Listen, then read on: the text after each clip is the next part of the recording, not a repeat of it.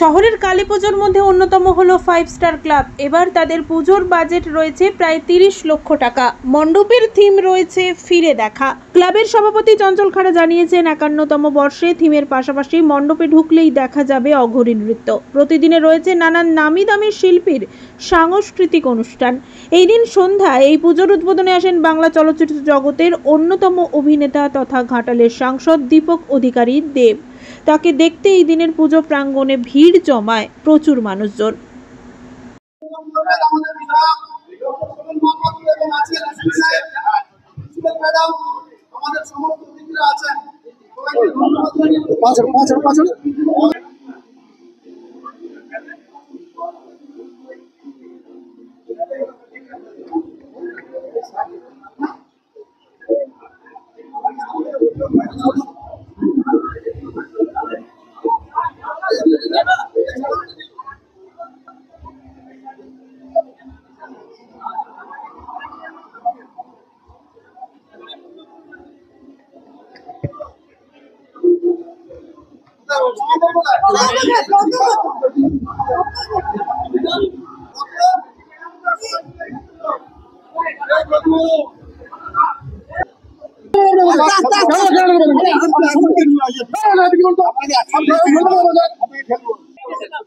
দারুণ লাগলো তমলুকের দারুণ পুজো।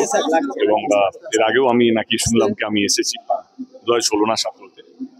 সবাইকে এটা বলবো যে তমলুকের মানুষদেরকে বাংলা বা ভারতবর্ষের প্রত্যেকটা মানুষকে জানাবো শুভ দীপাবলি, হ্যাপি দিওয়ালি।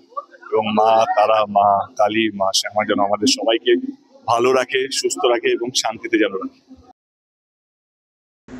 পুলক বেড়ার রিপোর্ট, খবর BCBS।